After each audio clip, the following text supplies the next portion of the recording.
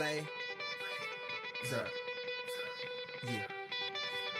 Yeah. Kane is in the building. Yeah. Already the show goes on all night. Till the morning we dream so long. Anybody ever wonder when they would see the sun? Just remember when it comes to the show, it goes on. Alright, already the show goes on. Ladies and gentlemen, here we are, Off the Dome Sports Podcast, coming at you. It is Monday, October 3rd. Welcome to the Off the Dome Sports Podcast, your favorite sports podcast where two sports lovers sit and express their hot takes. Off the Dome. If you're watching us live on Radio House Studios, Facebook, YouTube, Twitch, we really appreciate you. If not, you're probably listening in on newrockradio.us. Newrockradio.us, streaming your favorite rock music 24/7, 365. Also have newcountryradio.us live up and running. That was implemented in the past couple weeks, and it's got some really good songs on there. I love country music myself. Over 600 country songs coming at you 24/7. Make sure to give that a listen. We also have our Facebook and YouTube channels for the podcast itself. You can find us Off the Dome Sports Podcast on Facebook and YouTube. We also have our own Twitter at _Dome Pod. We want to thank our first sponsor of the Off the Dome Sports Podcast, Fatty's Restaurant. Fatty's Restaurant on Museum Street in Garyville. Great food, great atmosphere, great live music sometimes. So definitely a spot you should definitely check out if you're in the area. Serving lunch Monday through Friday. You can contact them on Facebook or at their phone number, 985-535-5555. One more time, we want to thank Fatty's Restaurant in Garyville. We appreciate you. Let's get right into it with some football. Louisiana State University, I like football. also known as LSU. The Tigers took on a different set of Tigers this past weekend in Auburn. Worst Tigers. The worst Tigers, indeed. Because for a while there, it didn't look like they were the worst Tigers. It looked like we were the worst Tigers. But as it turns out, when you're down 17-0, you can still figure it out. LSU was down 17-0 at one point and scored 21 unanswered points to win the game. LSU came out on top 21-17. That was a stressful game to watch. Yeah. But we pulled it out, and that's what matters here. So shout out to LSU for pulling out that game. We've got some notes from that game. Unfortunately, not a lot of them are positive on the offensive side of the ball. Jaden Daniels, a guy we talk about literally every single episode of this show because he is who the LSU Tigers are running around right now, did not look good. No.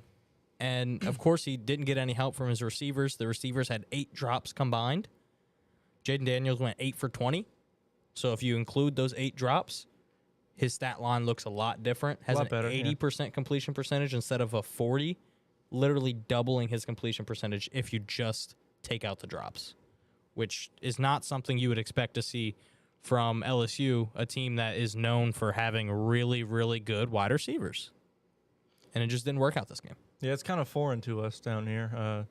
We're used to seeing some great catches, great receivers, pretty much as far back as I can remember, all the way to Brandon LaFell. Ooh, good name. Good name. But yeah, we've always had somebody, at least one, most of the time more than one receiver who we knew was going to be an impact player on the NFL level, which we have Kayshon Boutte right now, who's very, very good, but he's super inconsistent. I find he's a lot more inconsistent than guys we've seen in the past, like Jamar, like Justin Jefferson, like Brandon LaFell, weird name to pull, Odell, Jarvis. I mean, the list goes on and on and on. Kayshon Boutte is very good. He has the talent of those guys, but he doesn't have the consistency yet. Yeah. Looks like he's still trying to, get the hang of this offense. He's young. But I think, like you said, if he gets more consistent, more confident, I think he could really do some great things. Yeah, absolutely. I love Kayshon Boutte. He missed the game before the New Mexico game due to the birth of his child, came back against Auburn. Although he didn't, make a huge impact, we know he's going to be a good player.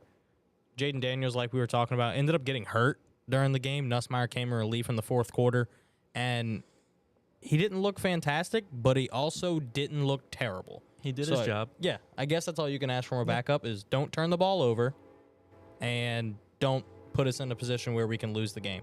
And he didn't do either of those things. The star of the show was once again the LSU defense. They looked very bad in the first quarter, allowing 14 points pretty much right off the bat.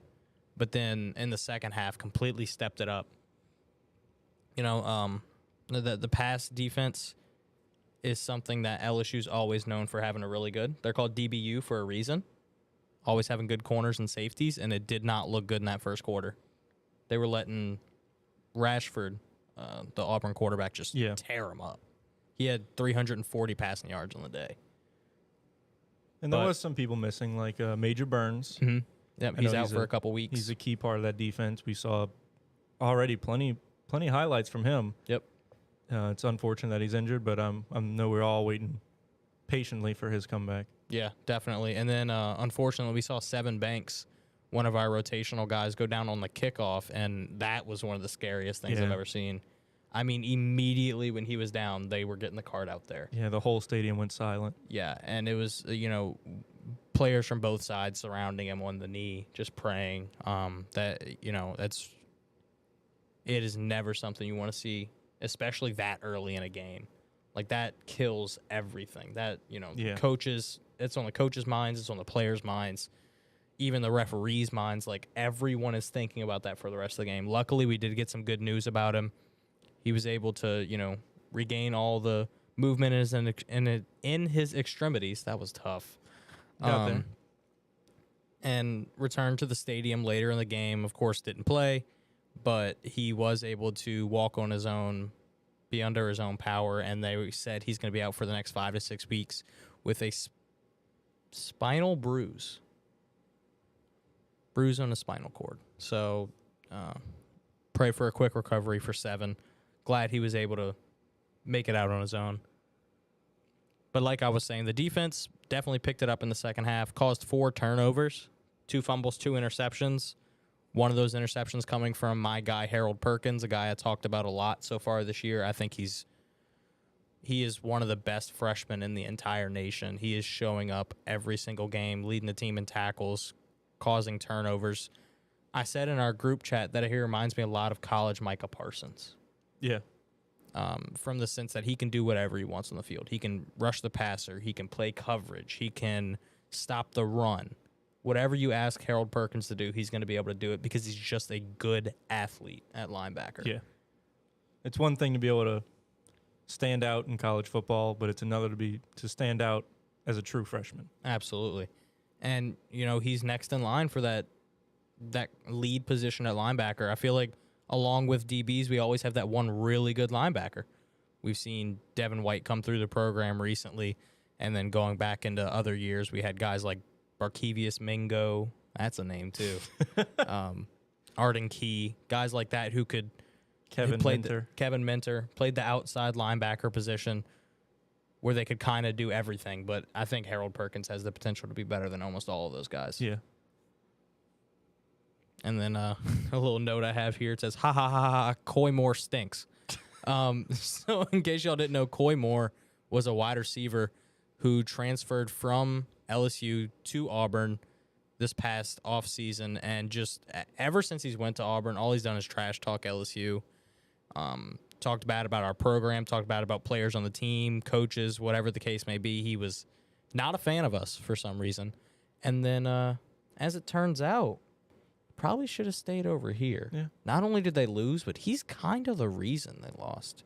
He threw the pick to Harold Perkins, and then the play that sealed it for us, it was 21-17 late in the fourth quarter. Auburn's driving down the field. They throw a crosser over the middle to Coy Moore, and our safety, Gregory Brooks, comes across, rips it out of his hands, and starts running with it.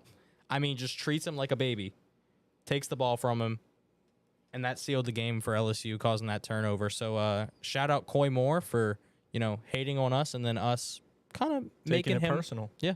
We took it personal, and we made him the reason that they lost. So I hope he does take it personal. I'm usually not that kind of person, but sorry, Coy. You done. I know he's listening to us. Yeah, oh yeah, absolutely. You done messed up on this one, bud. Next up for LSU, Tennessee. Top 25 matchup. Number 8 versus number 25. at 11 a.m.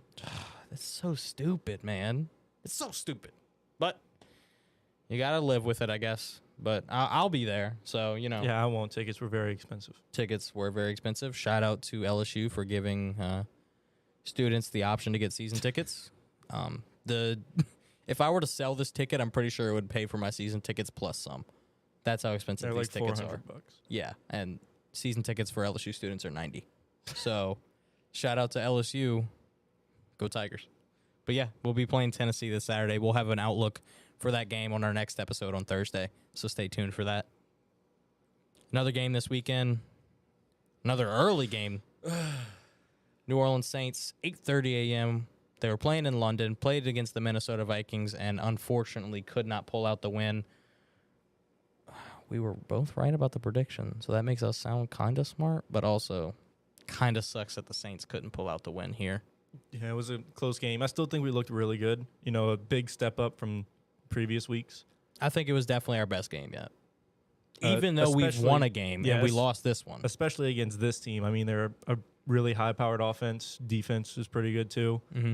And I think to keep it within 3 and score 25 points says a lot for the upcoming weeks and future of this program.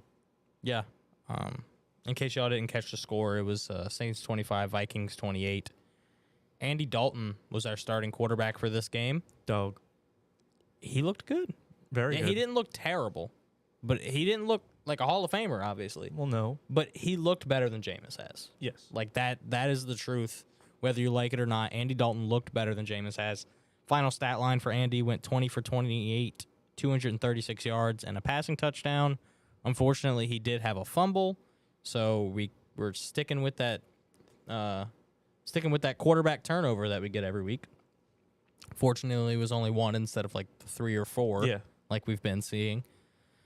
We also had Alvin Kamara and Michael Thomas, 2 of our best offensive players, out for the game. They did not get any chance to play, so my man Chris Olave stepped up, looked great, had an early touchdown.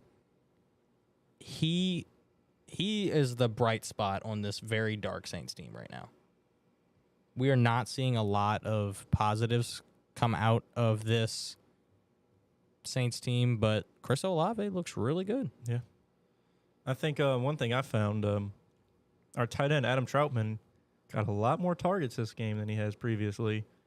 I think there might be a little connection between him and the Red Rifle. Yeah, and I think that comes down to who they play with. So Andy Dalton usually runs with the 2s in practice. So, Troutman is usually the guy running the 2 at tight end because we usually have Taysom Hill running tight end with the first team between Taysom Hill and Jawan Johnson, who I found got less targets than usual thanks to Jameis being out. That's a kind of a Jameis connection there.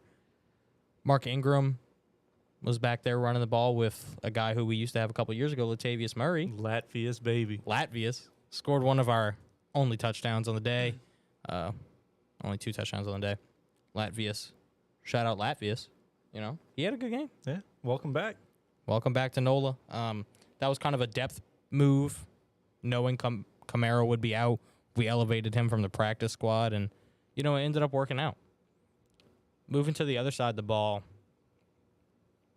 it was probably the worst game the defense has played yet, and they still played well. Yeah. To shut down, they didn't necessarily shut him down, but Justin Jefferson did not have a game like we've seen him have plenty of times. He didn't have a week 1 game against the Packers where he had like 14 catches, 180 yards, and 2 touchdowns or something. Like, he had the most insane wide receiver game I've ever seen. Now, this game, he did have like 10 catches, 100 yards, and he did end up scoring. But he didn't even score on a pass. He scored on a rush. That's kind of weird. So Justin Jefferson definitely still had a really good game. But the Saints defense caused the Vikings to scheme Justin Jefferson open. Usually Jay Jettis is one of those guys who he just gets open. Yeah, you tell him to run a route, himself open. Right. You tell him to run a route, he runs a route, and he gets open on it.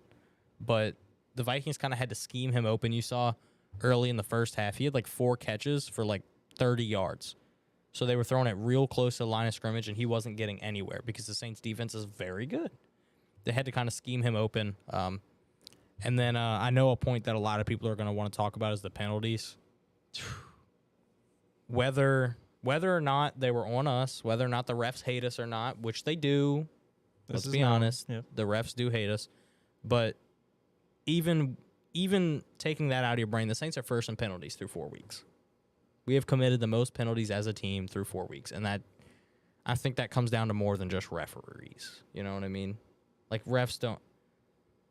A couple here and there, but Yeah, you got to have some kind of discipline. mhm.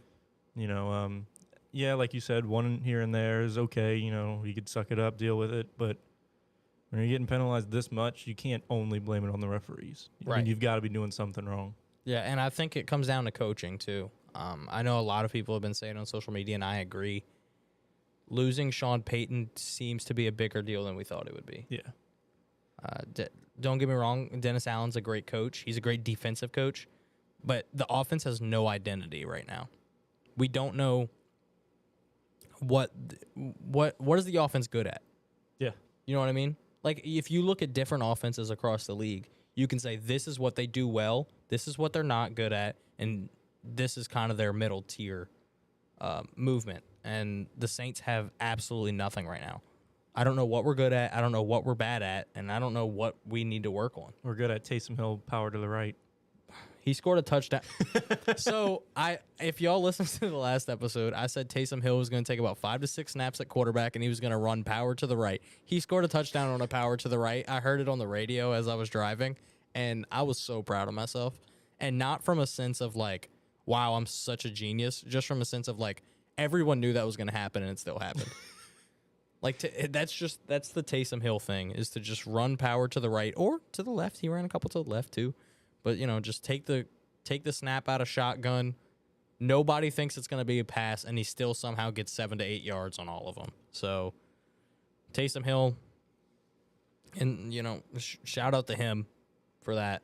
But yeah, we can't win games leading the league in penalties, and we can't win the games losing the turnover battle. We have played 4 games this season. We have won the turnover battle once, and it was our only win in week 1 against Atlanta. So that's all the stat you need to know we have got to stop turning the ball over. And it's not that our defense isn't causing turnovers. I think we've caused at least 2 turnovers every game. We're just turning the ball over more than that, which is absolutely ridiculous. Yeah. I mean, you can't expect much more from this defense, if I'm being honest. No, you can't. They've looked excellent. If you look at the scores really don't tell the whole truth of the game, mainly because I feel like every time I turn on the game or it comes back from a commercial, we're on defense. Yeah. You know, you can't win a game if your defense is on the field the whole time. No, defense is staying on the field all game, it feels like, and it's because the offense can't do anything. Yeah. They either punt or turn it over. Mm-hmm. Big B says they've got to let Taysom throw it every once in a while to keep the defense honest. I mean, yeah, that's a good point. I don't know how far he should throw it. I don't know. Like, I think I would agree. Yeah. Maybe like, so you know how play actions like Maybe you like fake the power to the right and Yeah. then hit like Michael Thomas or Olave on a shallow cross or something. That's what I'm saying. Like, so naturally, a play action play is you fake the handoff to the running back and then you throw the ball. What if we ran like the opposite of a draw play? So like draw plays is like you fake the pass and then you run. What if we ran the opposite of a draw play where we fake the run with Taysom and then we pass it? I think that would work. Just do like a little bootleg thing where it looks like he's running, then he like jump passes it to like Mahomes did. And like Mahomes last did to 19. Clyde, but that wasn't designed though. We need it designed for Taysom. So yeah, just get a big target out there like Troutman or Jawan Johnson where they can go up and get the ball because Taysom's not the most accurate guy of all time. No. So yeah, I mean, He's just strong and fast. as long as Taysom isn't my main quarterback, let him throw 2 passes maybe. But if they start putting Taysom back there at starting quarterback again, throwing 27 passes a game, I'm gonna have an issue. Sorry about it. But anyway, one more point about the Saints team. Well, inconsistent. Yeah, I mean, he hit a 60 Mm-hmm. in the That's drive. crazy. Very next drive, 61-yarder in London. Double doink. Double doink. Shout out to Cody Parkey. I mean, yeah, it's really unfortunate. but I think he did a lot better this game than we've seen previously. Yeah, Because everybody was excited. We're like, oh, we finally got our kicker back, and he shows up. And I'm pretty sure he missed the first field goal he tried to kick. I think he's missed one every game since he's been back, which is not Yeah. something you'd expect out of Will Lutz. Will Lutz is like, he's that guy. Like, before he got injured, Will Lutz was up there with some of the best kickers in the league as far as leg strength, accuracy, clutch, everything. And now we're seeing him miss field goals every game, which is not something we'd expect to see and not something we want to see out of Will Lutz, who's coming off of an injury. Go Taysom, no thank you. Your dad, good old Gerald, Oh, hey, Gerald. wants to know how do you think Dalton did overall? Overall, I think Dalton did better than we've seen Jameis do outside of the fourth quarter in the Atlanta game. The fourth Absolutely. quarter in the Atlanta game was some anomaly where Jameis went perfect Yeah. passer rating, 200 yards, 2 touchdowns, looked like vintage Drew Brees. Yeah, everybody was saying, Jameis is back from that one quarter in Atlanta. I was and in saying that. reality, it's I like was saying that. it was like, he's never really been there. Okay, you know what? Let's not go there. Can't be back if he hasn't But been yeah, there yet. I think you stick with Dalton until Jameis is 100% healthy and shows you he doesn't turn Yeah. the ball over as much. Yeah. Not only does he have to be healthy, he has to prove himself. That's what now. I'm saying. Yeah, Like, it's no longer a decision; it's a battle now. yeah, it's not one of those things where it's like, okay, Jameis is off the injury report, we're good to go. Dalton goes sit on the bench and watch the Microsoft tablet all game. It's one of those things where it's like, hey, we got to figure out who the quarterback of this team is going to be. And honestly, it sucks being in this position. We took Drew Brees for granted. Oh, absolutely. Not having to deal with a quarterback controversy for almost 20 years, over 20 years actually, where we're like, oh man, who's the quarterback going to be this year? Are we going to be good because of the quarterback play? We didn't have to worry about that with Drew. We were blessed with a top 10, arguably top 5 quarterback of all time. And now we're stuck with Jimmy turn the ball over Winston and the Red Rifle who doesn't really have a rifle. So The red BB gun. yeah, the Red Ryder BB gun. That's what I'm going to start calling Andy Dalton. But yeah, he did better than Jameis did, specifically because of turnovers. If you're not turning the ball over, Yeah. you give yourself a better chance to win. Much better. So that's pretty much a key for the Saints going I know he forward. doesn't. Just don't turn the ball over. He doesn't really like the deep ball as much as Jameis does, and I know it's great to see when it actually works. But recently, it hasn't been working. No. And I think this is exactly what the Saints needed is, a slow, methodical drive, a quarterback who can do that. Because Jameis, I feel like he's only looking for the deep ball. Yeah, with Jameis, it's home run or nothing almost. And I think Andy Dalton's a lot more cerebral when it comes to the quarterback position. He doesn't have as much talent as Jameis, but I think he has a higher football IQ. Yeah, he's older. Yeah, he's a veteran. And he looks very well groomed too. Andy Dalton's he's got the beard shaped up. He looks like a quarterback. Jameis kind of just looks like a goofball. But anyway, next game coming up on Sunday against the Seahawks back in New Orleans. This is a test. This And is not- going to be a turning point. Yeah, not a test from the sense like, oh, this is like a hard fought. We're playing a really good team test. This No, is a it's the test as in like, if you can't beat the Seahawks in your own stadium, Tank. you've got to, and we can't even tank because we don't have a first round pick. Yeah. So figure something out. You know what I mean? Anyway, moving on from the Saints, let's get into some bets. How about that? How about we don't? Well, we've got to. So if you listen to our episode, every episode, I should say, we always give you some bets to look forward to. Last week, we went over our road dogs. That's a team that's going on the road and is a betting underdog. So for mine, I went with the Arizona Cardinals. They were going to Carolina to face the Panthers. Ended up winning the game by 10, and their spread was at plus 1.5. You can get their money line at plus 100. I had it as part of a larger parlay that ended up not hitting, but that's not the point. I did hit on my road dog. Cardinals won by 10. They were underdogs on the road. They were my road dog, and they were dogs. Yeah, I feel like they kind of gave Carolina some false hope because they're just coming off a win against the Saints. Mm-hmm. And People thought that they looked better than they actually were because of that win. So I think that's why they gave them the advantage in this game against Carolina. I mean, against the Cardinals. Mm-hmm. I'm So not complaining. I hit my bet. yeah, Talk about yours for a second, bud. I did not. You know, Commanders had one of the best uniforms of the day. Those All Blacks are sick. I don't like their other ones. No. Either one. But the All Blacks look good. Love the All Blacks. I was like, you know, my thought process: look good, play good. Looked really good. Mm-hmm. Played really bad. Played very bad. Carson Wentz. Yeah, Trevon Diggs locked up Terry McLaurin. Yep. We've seen from last year to this year, it looks pretty much like a completely different Trevon Diggs. You know, he's actually covering his receivers instead of trying to intercept the ball off someone Yeah. else. Yeah. He hasn't caused nearly as many turnovers as he did last year, but that's good for him because it means he's actually playing coverage for once. Yeah, we saw I think it was 3 or 4 separate plays on separate drives where McLaurin had a shot at getting a touchdown, which I would have loved. On your fantasy team? Yeah, would have Oh. absolutely loved it. But Trevon Diggs just right there to swat the ball away. Trevon Diggs, and this is going to be the craziest thing I've ever said. Trevon Diggs is the Jameis Winston of defense. Lots of turnovers and lots of yards. Trevon Diggs had the most interceptions last season, but also allowed the most yards as the primary coverage guy.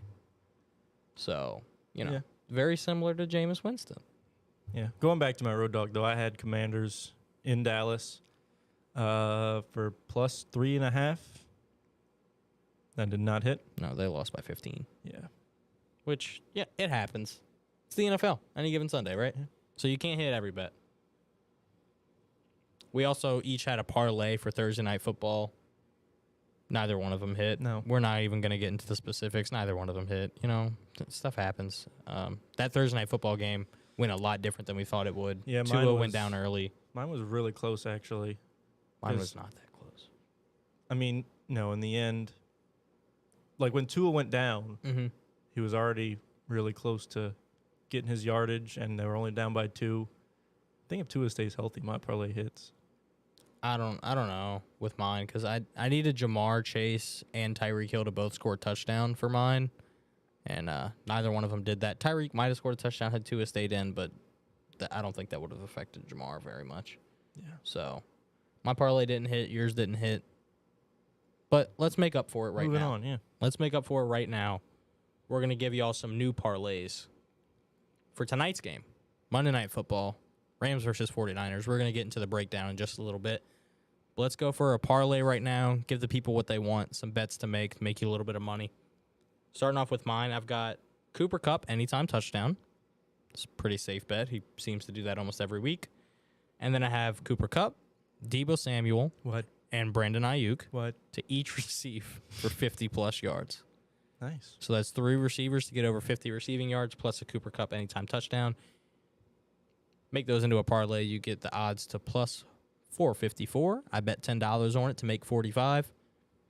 I feel like that's a pretty good bet. All 3 of those receivers always get a good amount of receiving yards. Brandon Ayuk is on his way up. Deebo Samuel and Cooper Kupp were, I think, the 1 and 2 receiver last year in both fantasy football and in receiving yards in the NFL.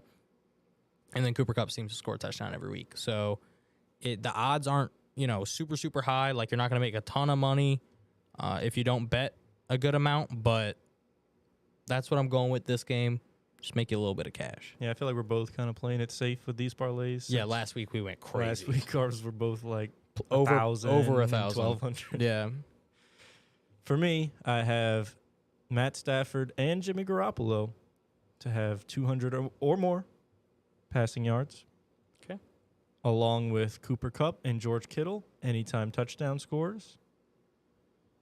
So 2 players from each team. Matt Stafford, Cooper Kupp, Jimmy G, George Kittle. Mm-hmm. You can get that at plus 802.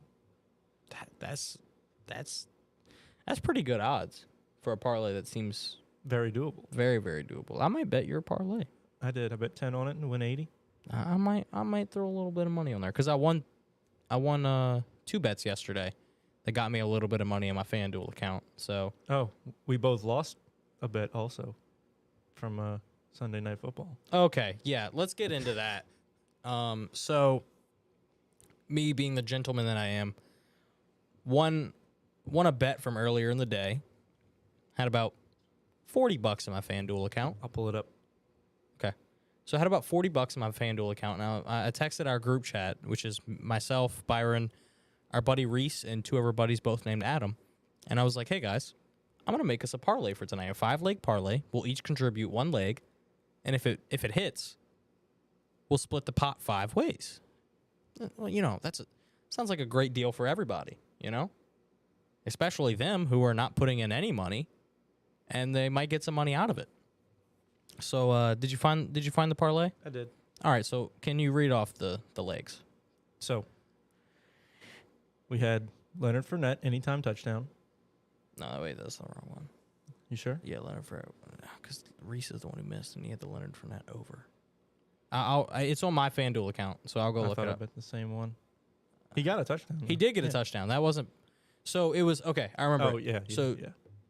my leg was Mike Evans anytime touchdown. That hit in the second quarter. Mine was Travis Kelce, anytime touchdown. That hit a minute into the game.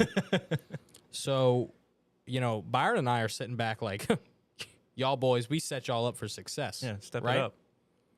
And then one of our buddies, Adam, decided he was going to go with Tom Brady for over 250 passing yards. Hit, Seems pretty likely, and it was likely. He had like over 300, so he hit. and they lost. Yeah. Which leads into our next leg of the parlay, where our other buddy Adam said Kansas City Chiefs to cover 1.5. In my opinion, Chiefs should have been favored anyway. So when he said cover the spread, I was like, easily. They're going to win the game. Why not take their spread? Yeah. And then there's Reese. So we're 4 for 4. So we're 4 for 4. We're feeling good. Reese said this was the lock of all locks. He said this was the easiest bet in this game. He said there is no doubt in my mind Leonard Fournette is going to go over his rushing yards that were set at 59.5. So Reese was saying Leonard Fournette's going to get at least 60 rushing yards. And before the game last night, I'm thinking, you know, that's pretty decent. The Chiefs don't have a great run defense. They have Chris Jones in the middle, but and Lenny's looked pretty good so far. yeah, and Lenny's been rushing. He had like 120 rushing yards in week 1, and he had 65 in week 2. So there's no reason to think he can't go over 60 against a mid-tier rushing defense, right? Leonard Fournette had -3 rushing yards last night. Not only did he not go over 60, he didn't go over 0. So Reese is the reason that we didn't each get $62. We would have each gotten $62 had this bet hit. Actually, I would have got like 160 because I made a separate one, and that was also the reason why I didn't hit. You know, I can't believe him. I had a separate parlay outside of this one that ended up hitting during the game. I had Kelce and Mike Evans to each score a touchdown, and Kelce and Mike Evans to each have 50-plus receiving yards. That seemed simple, and it was. That one hit, no problem. Reese screwed us out of $60 each. Big B said he also said the Vikings would win the Super Bowl. Well, you know, he's actually looking better on that bet right now because the Vikings are 3-1. At least they're looking good. Leonard Fournette had -3 rushing yards. Reese, I hope you're listening to this now, and if you're not, I hope you go back and listen to this and hear us just talk bad about you because you made us very Stink. upset. Anyway, let's get out of the money. Let's get out of the money, and let's go into some fantasy football. One of my favorite segments that we do, the Fantasy 5, where we sit here, we talk about fantasy football for 5 or Or more more. minutes. Usually more. Usually, always more. But it's a better name than Fantasy 10. You know what I mean? So Fantasy about 5. it's Fantasy about 5. So we did a stardom sit-em on our last episode. We each picked a position and then give our start of the week and our sit of the week. I picked tight end. My start was David Njoku, who, you know, he was projected 9.9 points, got 9.7. So I technically count that as a miss. He typically the start of the week will go over his projection, play really well. Njoku didn't do as good as I thought he would against the weak Atlanta defense. they ran the ball a lot more than I thought they would, and then they ended up losing. So it just didn't look good for me with David Njoku. My sit was Tyler Higbee, who plays tonight against San Fran. So we're hoping that Tyler Higbee does not play well Yes, we are. because you're playing against him in fantasy. See, look, I got you, bro. Who was your starting sit? For a start, I had Brees Hall, who was projected 14.2 against a less than average Pittsburgh rush defense. Mm-hmm. Ended up getting 21.8 points. I count that as a hit. Yeah, that he went over his projection by what, 7 and a half? Definitely a hit for me. However, This one's good. This one's real good. my sit was Josh Jacobs. Oh, You know, hasn't looked all that great so far, going up against the number one rush defense Wow, in Denver. smells like a sit to me. Yeah. Was my nose broken? My heart's broken. Oh no. He ended up getting 44.5 fantasy points. Ooh, So that's a miss. ooh. Yeah, Josh Jacobs had a day, man. He Glad had I like didn't play 28 against carries for 144 yards and 2 touchdowns, I think was his final stat line. So yeah, he had himself a day. Which, hey, again, can't hit them all, right? You know who else had a day that I'm quite upset about? Say it. Miles Sanders. No, that's not who I was waiting for. He had 40 fantasy points. Okay, as we're well. not talking about Miles Sanders. We were talking about T.J. Hawkinson. That's what I'm talking about, baby. T.J. Hawkinson. In case you haven't listened to our prior episodes, That was a nice segue. Yeah, it was a great one. We made a bet earlier, not a bet. We made a trade earlier in the season in our league of record where I traded him, James Robinson, and Zach Ertz, and in return got T.J. Hawkinson and Elijah Mitchell. Elijah Mitchell's on IR. He was on IR when we traded for him. We knew he would be a stash. T.J. Hawkinson, however, was supposed to be our upgrade over Zach Ertz. Over the first 2 weeks that we made that trade, it did not look good. I think he had a total of like 15 points He had a total of because he got like 7 points like something. 16 point something, 17. Very rough. What did he do this week, you may ask? Well, I'll tell you. TJ Hawkinson, 8 receptions, 179 yards, and 2 touchdowns. TJ Hawkinson had 40 fantasy points. That is a 4 followed by a 0. 40 fantasy points for TJ Hawkinson this week. Shout out DJ Thug Nasty. I hope you're in the chat because you always hating on TJ Hawkinson and you got nothing to say right now. That's all I'm saying. So everyone who thought I, did a bad trade, TJ Hawkinson's that dude, okay? He had the 7th best tight end fantasy game in the past 10 years. Heard that today on the Fantasy Footballers podcast. Shout out to them. But yeah, 7th best tight end fantasy football game in the past 10 years. Great for me. We smoked Randall, beat him by 63 points. It was a great week in fantasy football, let me tell you. I'm glad you did well because I'm kind of struggling over here. Oh, yeah, especially because the guy I gave you in the trade, James Robinson, guess what? He stinks. No, he doesn't. No, he stinks. He No. got less than 5 points. Wasn't his Stinks. fault. Smells like poop. Poopy. So, update on that. Yes, he got 5 fantasy points, but it was just released this morning that the coaches, I thought he was hurt because, I hadn't seen him since like before halftime, but it turns out it was a coach's decision. They wanted to get Travis Etienne more snaps, Mm-hmm. Since he had been out all his first year, coming into his sophomore year in the NFL. He wasn't looking as good as they thought he was going to. So they thought he needed, like a little jump start, like get in action or get going. Yep. He didn't touch the field in the second half. You know who did, though? Jamal Agnew had 2 rushing touchdowns in his place. Jamal Agnew. Why didn't they just put in James Robinson? Why didn't they give him the rock? I don't know. He looked really good the first 3 weeks of the season. Yeah. Yet here we are. He looked really good at the start of that game, too. He got all 5 of his fantasy points came on the first drive. Man, you could have had 8 James Robinsons to equal 1 TJ Hawkinson this week. All right. That's crazy. Shout out TJ Hawkinson and my Detroit Lions.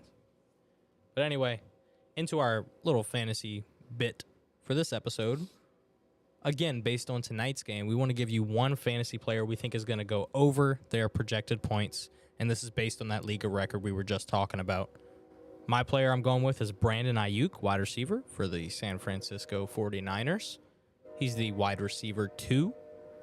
going up against the Los Angeles Rams, who have the 31st ranked defense against wide receivers in fantasy football this season. In case you don't, understand that metric, that means they're allowing the second most points to wide receivers. Jalen Ramsey will probably be doing a lot of looking down at Deebo Samuel tonight, so I'm expecting Brandon Ayuk to get a little bit of a lighter coverage. And he looked good last week, had some good rapport with Jimmy G, so I'm expecting another week out of Brandon Ayuk. He's projected 12.4. I expect him to get a little bit over that. Yeah. Yeah? I'm going to also go with the Niners receiver tonight Okay. in Deebo Samuel. Oh, there you go. Well, He's projected 20.8 points, a lot. and he has not hit that yet this Mm-mm. season. He's gotten 14.6 week 1, 14.7 week 2, and 14.9 week 3. so he's getting 15.1 tonight. And I need him to explode. How many points are you down in fantasy right 25. now? And you are playing against, Matt Stafford and Tyler Higbee. and you have one player. Yes. Okay. You tell me there's a chance. I'm not telling you that. But yeah, for the same reason, Rams have the 31st defense against wide receivers. Mm-hmm. And I feel like Jalen Ramsey has gotten cooked a lot this year. He has not looked like the Jalen Ramsey we know. No. And this 49ers team, they got a lot of big, fast targets. Brandon Ayuk, Deebo Samuel, and the returning George Kittle, who's looking for a bounce-back game. I feel like Jalen Ramsey's going to try and bounce between receivers and tight ends to try and make sure, he covers the right person on the right play, and I feel like he's just going to get overwhelmed and let some yards get by him. Very possible. I hope so. But yeah, I took Brandon Ayuk. He takes Deebo Samuel, both to go over their projected points tonight. Before we get too deep into this 49ers versus Rams game, let's give the people a little rundown of what we did in our projections for the rest of the NFL games. Much better than the last time we did this. Yes, very much better. So our last episode was on Thursday, where we gave our projections for 15 of the 16 NFL games. The only one we didn't give a projection for is tonight's game, which we'll do in just a few minutes. So out of the 15 games we projected, I picked the winner correct, and 11 of them. That is fantastic for me, coming off the 7 out of 15 last week. So the only ones I missed were Falcons beating the Browns, Seahawks beating my Detroit Lions, which, TJ Hawkinson made up for that. The Tennessee Titans defeating the Indianapolis Colts, who are the most inconsistent team I've ever seen in my life. Yep. And the New York Jets. The New York Football Jets defeating the Pittsburgh Kenny Pickett Steelers. Oh, yeah, Kenny Pickett finally got some snaps. God, it's Kenny Pickett. And you know what? He looked... I don't even know how to... Yeah. He looked exactly like you would expect him to look A first in round his first game. Yeah. So, in case y'all didn't see it, Kenny Pickett, first round quarterback for the Steelers. First time they've taken a quarterback in the first round since 2004 with Big Ben. Take local man Kenny Pickett. Oh, the fans were waiting. Fans were waiting. Fans were excited when he finally came in relief of Mitch Trubisky. And Kenny Pickett did not have a single pass that touched the ground all game. Not a single pass fell incomplete. The problem is 3 of them went to the other team. Wrong player completions. Wrong player completions, as we like to say.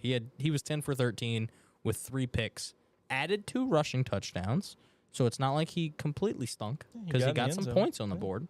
But passing-wise, did not look very good. No. But yeah, the Jets ended up beating them. So the Jets have 2 big wins against the AFC North this season. Oh, no, they lost to the Bengals. Never mind. You thought they were going to win, but they didn't. Yeah. Okay. No, they do because they beat the Browns. Oh, true. Damn, they're just playing all the AFC North teams, huh? They played the They played the Ravens week Ravens. 1. Oh, my God. They had 4 straight AFC North games. Wow. Look at the realization on our faces right now. This is crazy. But yeah, Jets are doing better than I expected. They ended up beating the Steelers. 500. 500. How'd you do in predictions this week? I went 10 for 15. Mm-hmm. Yeah. One less game than me, but still very good. Yeah. I missed Bengals beating the Dolphins. Took a shot on that one. Didn't hit. Didn't hit.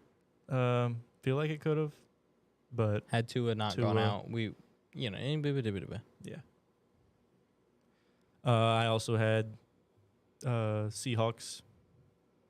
I missed the Seahawks beating the Lions. Jets beating the Steelers. Titans beating the Colts. And I also had the Commanders over the Cowboys. Cowboys won that game. Yep. That's where you got your edge on me. Sometimes you hit, you know? I did get the Falcons right, though. Yeah, you did. Fair enough. Going back to bets for a second. If y'all don't know, Byron's dad is a really good bettor for some reason.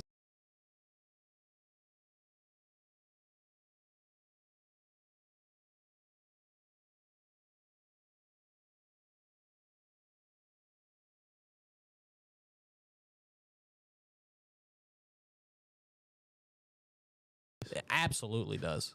But anyway, he's going with San Francisco +2 on the spread And and the under. It's a good pick. So, We've seen San If Francisco not score a lot of points so far this year. yeah, if you want to win a bet, chances are you might want to go with what Big B is saying because he's just really good at hitting them. I'm looking right now to see if we have an updated spread on the game. So right now the spread's actually at +1.5 for the Rams. Changing it up? So Frisco is actually favored by 1.5. So Big B, I don't know if you want to change your mind on that one if you did like an alternate spread or whatever. But looks like he's got San Francisco in the under, which I think is a pretty good bet. And while we're on the topic, let's get into it. Monday Night Football tonight. You'll be catching that in roughly 25 minutes when it comes on. San Francisco 49ers versus the Los Angeles Rams. 49ers are home. Like I said, the current betting line is the 49ers at 1.5 favorites, and the over-under is set at 42.5. How are we feeling about this game tonight? Betting wise, or Just in general. What are we looking for? I feel like taking the under is a really good choice here. We've seen 49ers haven't been the offense that they were expected to be, especially with Trey Lance. Yep. Getting injured early in the season. But I feel like, regardless, he didn't look good week one against the Bears, who don't have a very good defense. And that could have been due to the weather, but still. And then playing against the Rams, who also don't look very good. I feel like, they scored a lot of points early in the games they've played, Mm-hmm. and then they sputter out very fast. Yeah, that's definitely a common theme with this Rams team this year. I do feel like, besides the Bills, I think the 49ers might be the toughest defense they played so far, besides week one. Mm-hmm. So I expect, less scoring Yeah, I on would both agree. sides of the ball. I would agree. Yeah, like you were hinting at, the Rams and the 49ers both having weird seasons as opposed to what we thought they would look like. Rams do not look like defending Super Bowl champions right now. No. And it's not that they're not winning games because they're 2-1, but they got blown out by the Bills when they lost. They barely beat the Falcons when they won that game. And then they had a boring win last week against the Cardinals. So it's not like they're having these super convincing, like, oh, yeah, that team definitely won the Super Bowl type wins. They just don't. Their offense isn't clicking, I think, is the problem here. Stafford's a good quarterback, but he's not looking good. He's Yeah. turning the ball over. He's taking too many risks. Cooper Kupp is still Cooper Kupp. He's awesome. Yeah, he somehow still manages to perform outstanding, even though, they lost. And they had two very close wins. Mm-hmm. And Cooper Kupp somehow through all of it is still playing out of his mind. The run game hasn't really gotten going too much yet. Cam Akers finally had a game where he got like over 10 carries last game, and he looked pretty good. He ended up getting some yards, ended up getting a touchdown, so we may see that more going forward. But yeah, the Rams offense is just not working out this year. Yeah, who knows? For all we know, they could be listening to us and like, these guys That's what you think. ain't getting nothing right tonight. That's what you think, losers. That's what the Rams are telling us right now. I know they're listening. Yeah, that's Allen what it Robinson, seems to be like. Allen Robinson's definitely listening to this podcast because he's not playing football. That's for sure. Dude hasn't done anything all season. In case y'all don't know, I had Allen Robinson on my fantasy team last year, and I have a personal vendetta against him from now on because he was doo-doo. He was in a bad situation. Yeah, who cares? DJ Thug Nasty says 42 is not low enough. I like the barely over tonight. Good thing it's 42.5. 42 and a half. That half point will always get you. It is a very low line to be set at. But like I said, it's going to be a defensive game from what we've seen so far in the season. Yeah, both offenses not working. We already talked about the Rams. 49ers offense also not looking good. Oh, especially with Elijah Mitchell being out too. Yeah. They can't stay healthy, man. No matter what. Every year, the 49ers can't stay healthy. It's literally every season. I don't know what they're doing over there in San Fran. They got all the talent in the world. They do. Like, if you look at them on paper and you say that team's going to stay fully healthy, every year you're like, that's a Super Bowl contender. Elijah Mitchell came out of nowhere, coming out of UL, actually. Rookie running back out of UL last season. Looked very, very good. Impressed a lot of people. George Kittle, one of the most physical tight ends in the league, and can... Oh, no. Oh, no. We're going to ignore that comment. Oh, no, we're going to talk about it later. Okay. Yeah, Antonio Brown. Do not look up what Antonio Brown's been doing recently. That's No, all I've got to say. They had an article come out. He's got some more allegations, and these seem to be pretty Oh, they had a video. pretty foolproof. Yeah, Like, they there's had a evidence. video. Yeah, let's not get into it. He was apparently at a hotel pool. I said don't get into Sexually harassing people. so He was terrible. completely naked. Mm-hmm. There is proof. It doesn't look good for him. No. What Antonio Brown has CTE. Can we say that? Like, I don't know if we can scientifically prove it like He's got to. us, but he has to. Yeah, like if Like, you look at him from like 10 years ago, he's nice. No, yeah, like he was Like, he's he was so good on the field. yeah. Like so good. And then Fame he went just to his head? went crazy, like clinically insane. I don't know. Anyway, that was a little off topic, but he definitely has a problem. Shout out Shawby Shawnee's P. in the chat. He definitely has it. You're right, Shawby. Shawby P. But anyway, yeah, off of Antonio Brown now. Thank God. 49ers can't stay healthy, man. Trey Lance just broke his ankle. Elijah Mitchell's on IR. Debo was a little banged up to begin the season. The defense has its struggles on as far as injuries go too. I mean, they're doing there's something wrong with the San Francisco medical staff apparently because they are not doing a good job. Same with Miami. Yeah. In case y'all didn't see, Tua 2 weeks in a row has had an injury. Both of them look to be related to concussions. He is currently in concussion protocol right now. They already ruled him out for the next game, which good move by Miami, unlike the good move they've been making while letting him play, going through concussion symptoms. NFLPA actually fired the third-party doctor that cleared him to play, which I think is a great move. You could tell he wasn't right. It was obvious to everybody watching the game why is Tua playing football right now. So hopefully that'll get taken care of. I know they're pretty much already implementing a rule. They're going through the process right now of implementing a rule where if you go into concussion protocol during a game, no matter if you test positive or negative, you don't go back into that game. Once you enter the protocol, you're out for the game, which I think is a great move because even if you fail the concussion protocol at that time, symptoms may show up later. Mm-hmm. And they say Tua, oh, he passed the protocol, he's fine. No, he wasn't. He got hit on Thursday, hit the back of his head, and went into shock for what seemed to be about 10 to 15 seconds where he couldn't move his hands, couldn't move anything on his body. It was scary. Yeah, it was extremely scary for everybody watching. We all thought he broke his hand. Yeah, it looked like he broke his hand because his fingers were all messed up, but it was because his body couldn't move because he just probably got a second concussion within a 6-day period. So that that's something the NFL definitely has to take care of, is the whole issue surrounding concussions. And they had all the guardian caps during the training camp and whatever else the case may be with guarding against concussions. Crack down on it. Seeing Tua get hit like that was something that nobody wants to see. So hopefully that gets taken care of. Prayers up for Tua and everybody else who's suffering through those kinds of problems.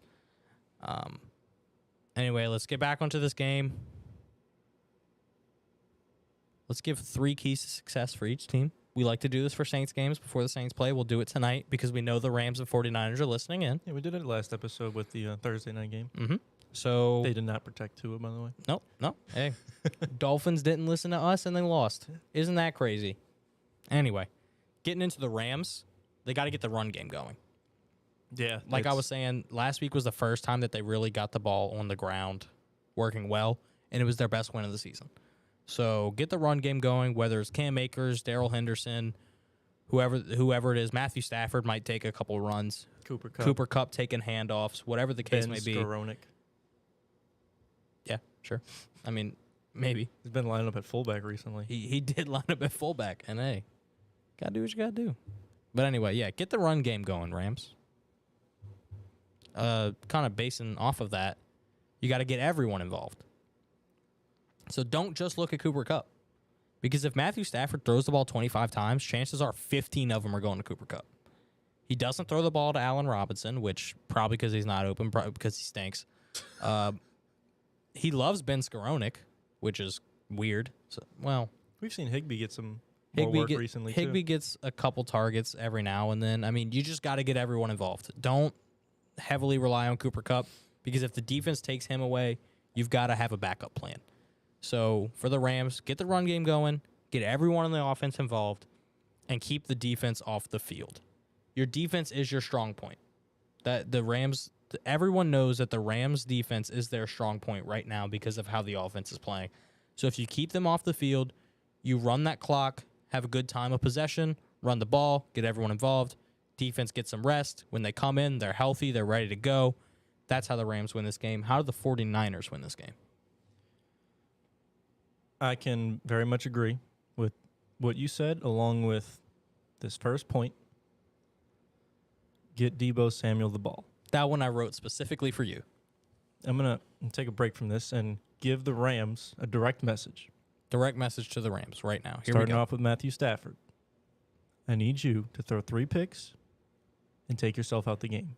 Okay, Matthew Stafford, please don't do that. I have you in a different fantasy league, and I just need you to outscore Aaron Donald. That's all I need you to do. Even if it's by 0.1, just outscore Aaron Donald. Ignore him. Do not ignore me. And then we need Tyler Higbee. Okay. To play like Tyler Higbee. And I'll be fine. Okay. But Deebo, you got to get him the ball. He's, without a doubt, their most electric, athletic player on that 49ers team. As of last year, he's been running the ball a lot, taking some snaps at running back. Whether he lines up at running back or it's a jet sweep, we've seen him do crazy things back there. Mm-hmm. Good athlete, man. So, yeah, get him the ball. We know that he can make some plays downfield, regardless if he's rushing or receiving. But he is such a versatile player. Mm-hmm. I don't see how he's not been He just playing hasn't, up to his expectations. yeah, he so hasn't far been this utilized season. as much as he should be. That's what it comes down to. Offensive line definitely needs to focus on Aaron Donald. One of the best defensive players of all time. I'm sure you wrote that one for yourself too. Well, not only that, it's just like, it's the truth. You watch Aaron Yeah. Donald, you play, and you're like, hey, that dude's freaking good. Yeah, he seems like he's involved in every tackle, no matter where it's at on the field. You know, he's like rushing through the line, hitting the running back in the backfield, you know, just completely bulldozing offensive linemen to try and get to the quarterback. He puts a lot of pressure on these quarterbacks. He's going to put a lot of pressure on Jimmy G tonight unless the O-line steps it up. And then I really like this last one. They do need to make Stafford make mistakes. Mm-hmm. You know, Niners have a very good defensive line. We thought, you know, their whole defense was going to be a little bit better. They've kind of been shaky, but the defensive line has still been pretty good so Mhm. far. And I think that forcing Stafford to make mistakes, you know, Bosa coming off the edge. What? Bosa coming off the edge and getting pressure on him. He hasn't looked great this season, Matthew Stafford. He's been making plenty of mental mistakes. Like, it's almost like you could see him as soon as he lets go of the ball. He kind of he's like, oh, damn, that's not good. Yeah. You never want your quarterback to do that. You can see it too. As soon as he throws it, he's already putting his head down. Yeah. I think that if you pressure him, he's going to fall apart and not be able to stay composed all game. Yeah. All right, so we gave some keys to success for both teams, so both teams understand how they can win this game if they listen to the Off the Dome Sports podcast. So, let's do our last thing before we head out of here. Byron, who is going to win this game? Niners, And what's the final score going to be? 35-10. Is this biased at all based on fantasy football? Why would you say such a thing? Well, you do need Deebo Yes, Samuel. it's absolutely Okay. biased. All right, cool. Just making sure that people understand that this is coming from a Yeah, I biased need opinion. the Niners to win, and I need Debo to be the reason the Niners win. And I need Stafford to be the reason the Rams lose.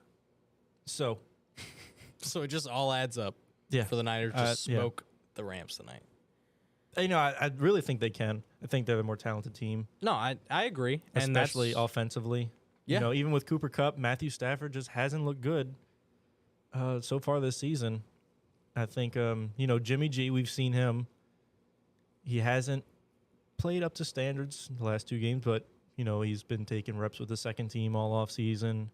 He's got to get used to that starting quarterback position again. Give him some time. I think this is a great game to turn around. And I would agree with you. I don't think the score is going to be that egregious. But I do think the Niners have the upper hand here. I think the 49ers also think the 49ers are going to win this game. They lost a weird game last week to the Broncos. I can't see that happening again. And I just don't trust the Rams this season. I'm going to go with the Niners. I'm going to keep it closer. I'm going to go with the Niners scoring 23, the Rams scoring 18. This seems to be the way the NFL is going right now, where the scores are just very strange. They don't make sense based on how football scoring goes. So I'm going to go with a weird score in 23-18, and this would make the score 41 points total, which is right under 42. Yeah, mine would be over. Very much. So I'm gonna go with the Niners to beat the Rams by 5. 49ers 23, Rams 18. We had scoregami this week. We did have a scoregami this week. If y'all don't know what scoregami is, it's the first time that specific score has ever happened in NFL history. It happened this week. Shout out. It Shout out was, scoregami. Lions Seahawks, right? 48-45. Huge game. 93 total points. But anyway, it's about that time where we head out of here on the Off the Dome Sports Podcast. Thank you, everybody, for watching in live, whether you're on Facebook, YouTube, or Twitch. If you're listening in on newrockradio.us, we want to thank you, too. We appreciate everyone who watches us, listens to us every episode. And if you don't, that's fine. We got But big come back when you episodes can. coming up. We do have some really big episodes coming up. The next 3. Next 3 episodes, we should have a guest on all 3.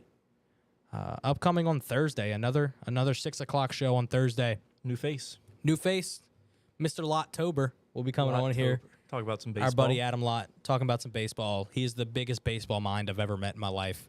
So I know we usually talk about football the entire time we're on here, but we're going to cut that down a little bit. We'll be a little bit more brief with our football. That way, Lott can get in here and inform y'all about some baseball.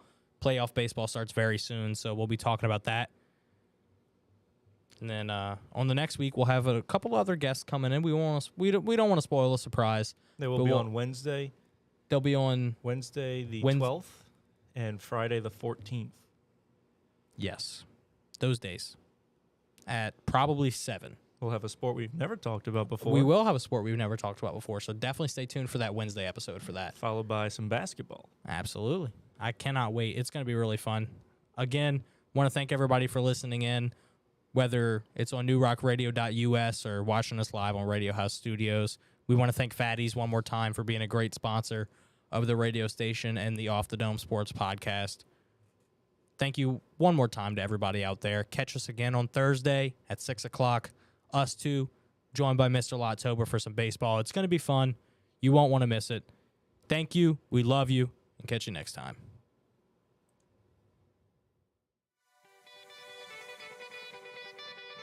Lay. Sir. Yeah.